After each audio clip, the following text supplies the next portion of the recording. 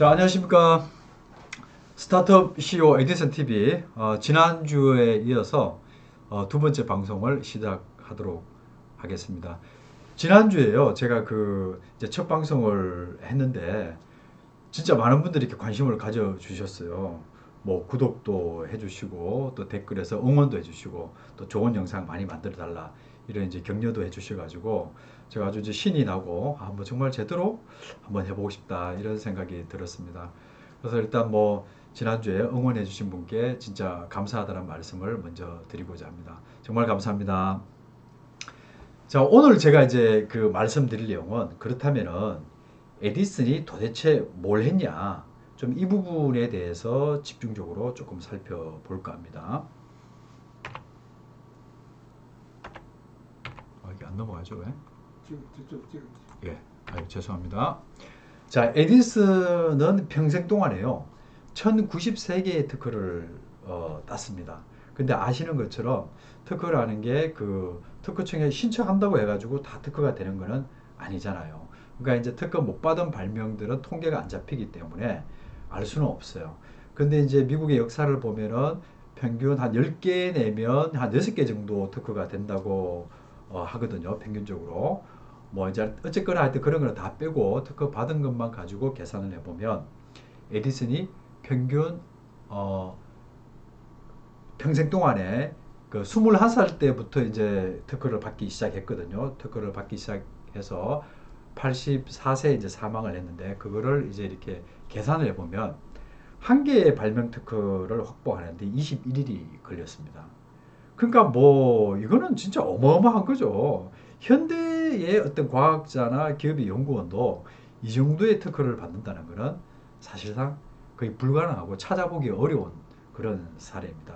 뭐 그러니까 우리가 익히 아는 것처럼 발명왕이다, 뭐 발명 제조기다, 이런 수식어가 붙는 거는 저는 뭐 당연한 거 아니냐, 이제 그런 생각이 들고요. 자, 그러면은 이들 발명들이 사실 다 산업으로 연결된 거는 아니죠. 실패한 산업도 있고, 또 그냥 특허만 따놓고 상용화를 못 시킨 이제 그런 것도 있거든요. 그러면 그 중에서도 어떤 발명품들이 산업으로 연결됐냐, 여기에 대해서 조금 알아볼까 하는데요. 그 중에서도 이 에디슨이 1093개의 특허 중에서도 딱 3개를 꼽으라고 이야기한다면 이 축음기, 그 다음에 백열전구, 그 다음에 영사기, 이 3개를 꼽습니다. 그래서 이 3개를 에디슨의 3대 발명품이라고 이야기를 하고 있고요. 그 다음에 최근에는 이제 배터리와 전기 자동차에 대해서도 사람들이 주목을 하고 있습니다. 그래서 오늘 제가 말씀드릴 내용들은 축음기, 백열전구, 영사기, 그 다음에 배터리와 전기 자동차, 이 부분에 대해서 조금 집중해서 설명을 드리도록 그렇게 하겠습니다. 자, 축음기는 에디슨이 30대 초반, 20대 후반, 20대 후반에서 30대 초반에 이제 축음기를 최초로 발명을 했는데요. 요 지금 이제 그 좌측에 보이는 요 그림, 요게 이제 에디슨이 최초로 이제 발명한 축음기의 모형이고요. 근데 알다시피 축음기라는 건 소리를 녹음하는 거잖아요. 소리를 녹음하려면 어떤 소리? 음악이라든가 사람의 목소리 이런 걸 녹음해야 되거든요. 그러려면 그 소리를 녹음하기 위한 어떤 그런 스튜디오가 또 필요하잖아요. 그래서 요 두 번째 옆에 이제 보이는 그림이 요거는 이제 피아노 음악을 녹음하는 장면인데요. 이제 음악을 녹음하는 이제 이런 음악 스튜디오도 만들었고요. 당연히 이제 소리를 녹음을 하면 편집하고 그걸 또 여러 개 이제 생산을 해야 되잖아요. 그죠? 생산하고 그 다음 당연히 이제 소비자한테 팔아야 되죠. 그래서 밑에 있는 그림은 이제 에디슨이 예를 들어서 이제 피아노 연주를 녹음하면 그걸 음반, 그 당시에는 음반이 아니고 실린더 깡통 같은 그런 거였어요. 거기에다가 이제 그 소리를 저장을 해서 판매하는 마케팅까지도 했기 때문에 에디슨의 축음기는 실제로 음반 산업을 창조한 거다. 이렇게 음반 산업의 창조에 연결됐다. 또는 음반 산업의 개척자다. 이렇게 이제 이야기를 하고 있습니다. 그 다음 두 번째로 이제 백열전구인데요. 뭐 에디슨이 워낙 이제 백열전구가 유명해서 에디슨은 마치 이제 백열전구를 뭐 발명했다 이야기하는데, 그러니까 이 이야기했다고 그렇게 이야기를 하잖아요. 그런데 사실 이건 굉장히 논란이 많아요. 에디슨 정말 백일 전구 발명했냐?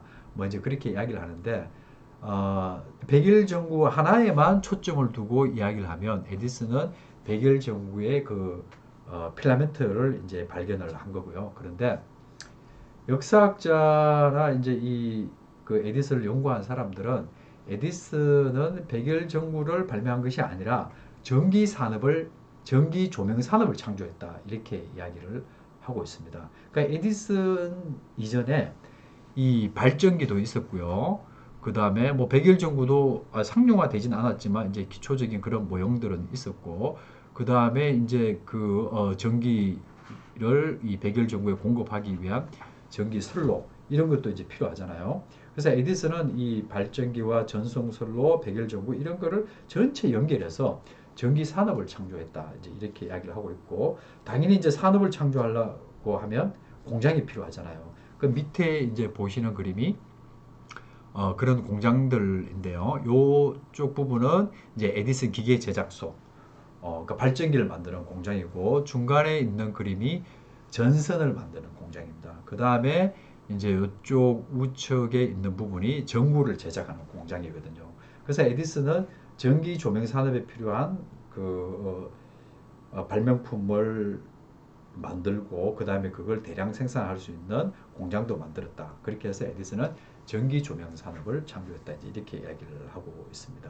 특히 그 중에서 요 에디슨 기계 제작소라는 거는요, 나중에 그 제너럴 일렉트릭 GE의 전신이 되는 기업입니다. 그래서 에디슨이 이제 스타트업 CEO라고 하는 거는 이런 그 공장들을요, 이런 공장 기업을 한 2년 만에 다 만들거든요. 이제 그런 측면에서 이제 굉장히 그 현대 이제 학자들이 높이 이제 평가하고 들여다보는 이유 중에 이제 하나라고 할 수 있습니다. 그 다음에 이제 영화 산업인데, 뭐 에디슨 우리가 아는 것처럼 에디슨 영사기를 또 발명을 했잖아요. 발명을 했는데 이게 이제 보시는 것처럼 에디슨이 이게 이제 필름하고 영사기하고 같이 있는 사진인데요. 근데 우리가 영사기라는 거는 알다시피 이제 기계도 필요하지만 영사기는 또 뭔가 촬영을 해야 되잖아요, 그죠? 그래서 에디슨은 당시에 영사기를 발명하고 얼마 안 있다가 영화 스튜디오, 여기 지금 보시는 것처럼 영화 스튜디오도 최초로 건설을 했습니다. 이 스튜디오 이름이 블랙 마리아라고 하는데요. 이제 이 블랙 마리아라고 하는 이유는 이 당시에 그 호송차하고 색깔이나 모양이 이제 비슷하다고 해서 이제 블랙 마리아로 이야기합니다. 그러면은 이렇게 영화를 이제 만들고 영화를 촬영하고 영화를 이제 제작해서 하면 그걸 누구한테 보여줘야 되잖아요, 그죠? 보여주고 요걸 받아야 이게 산업이 되잖아요. 당시에 이제 최초의 에디슨은 영화를 제작하고 그걸 어떻게 이제 그 관람객들한테 이제 서비스를 했냐면 밑에 보시는 것처럼 1인 영화관 같은 시스템을 만들어서 한 사람 한 사람이 요금을 내고 그 영화를 보도록 했습니다. 아주 원시적인 형태죠. 예. 어쨌거나 그러나 이제 학자들은 이 현대 영화 산업의 기본이 여기서 출발했다. 이렇게 이제 이야기를 하고 있습니다. 그 다음에 이제 에디슨의 그 3대 발명품은 아니지만 최근 이제 주목받는 분야가 이 전기 자동차와 배터리거든요. 이게 이제 보시는 것처럼 이 에디슨 여기 손에 들고 있는 게 이게 배터리거든요. 에디슨은 1900년도 초반부터 이 배터리와 신재생 에너지 이런 쪽에 이제 관심을 많이 두고 이 배터리를 이제 개발하고 상용화하면서 전기 자동차에도 진출을 합니다. 이제 혼자 했던 거는 아니고 이제 포드와 같이 이제 같이 이제 전기 자동차 산업을 해보려고 진출하는데 성공하지 못했어요. 이제 그런 부분이 있고요. 근데 이제 이 부분이 최근에 우리가 이제 신문이나 이런 데서 많이 알려져 있는 테슬라 모터스의 일론 머스크가 전기 자동차 산업을 하면서 이 에디슨의 전기 자동차, 그러니까 100년을 앞서 먼저 시도했던 사람에 대한 조명을 다시 이제 하고 있는 그런 상황이라고 할 수 있습니다. 자, 그래서 지금까지 제가 말씀드린 내용들을 조금 정리를 해보면 에디슨의 3대 발명품, 그렇게 하면 축음기, 이것은 음반 산업을 창조했을 뿐만 아니라 소리의 세계를 개척했다. 이제 이렇게 평가를 하고 있고요. 두 번째는 이제 보시는 것처럼 백열전구.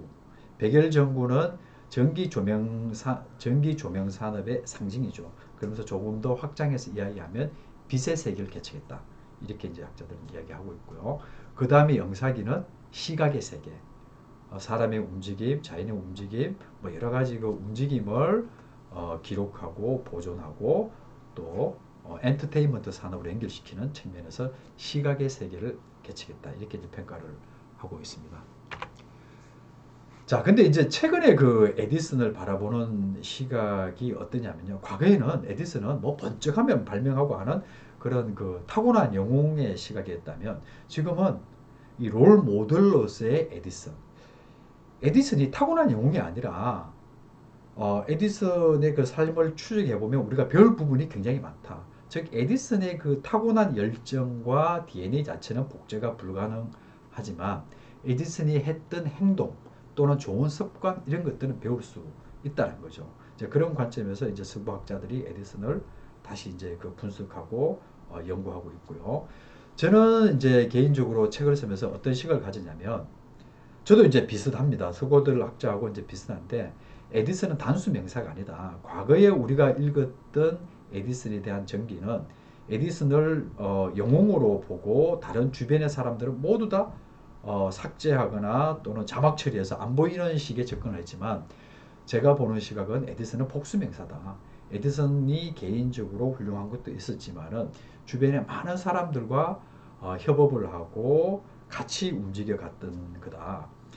그래서 저는 에디슨은 복수명사다. 이렇게 이제 말을 하고 싶고요. 그 다음에 이제 관찰을 하면서 에디슨이 유능한 것도 있지만 주변 환경적 영향도 굉장히 크다. 이제 그런 측면에서 주변 환경도 바라보는 시각을 가지고 이제 책을 쓰게 된 거고요. 자, 그러면 이제 제가 다음 시간에 이제 좀 봐야 될 부분에 대해서 잠깐 이제 소개를 드리자면, 그렇다면 에디슨의 삶과 기업을 만드는 과정 속에서 현대의 실리콘밸리의 CEO들은 뭘 배웠냐? 물론 뭐 에디슨에게서 배웠다고 하는 사람들은 뭐 한두 명이 아니지만 그 중에서도 특히 이 스타트업, 혁신 뭐 이런 걸 이제 이야기하는 이 실리콘밸리 CEO들은 에디슨을 뭘 배웠냐? 이런 부분을 조금 이제 살펴볼까 하는데요. 뭐 그 중에서도 이게 이제 지금 우리 스티브 잡스라든가 또는 뭐 그 일론 머스크 뭐 이제 이런 사람들이 에디슨에 대한 다양한 이야기들을 하거든요. 그런 부분들을 조금 더 세밀하게 그렇게 살펴보고자 합니다. 자, 오늘 그 두 번째 방송은 뭐 이 정도로 마치고요. 다음 시간에는 말씀하신 제가 그 잠깐 소개한 것처럼 실리콘밸리 CEO가 에디슨을 어떻게 보고 있고 또 무엇을 배웠는지에 대해서 또 방송으로 찾아뵙도록 하겠습니다. 자, 오늘 감사합니다.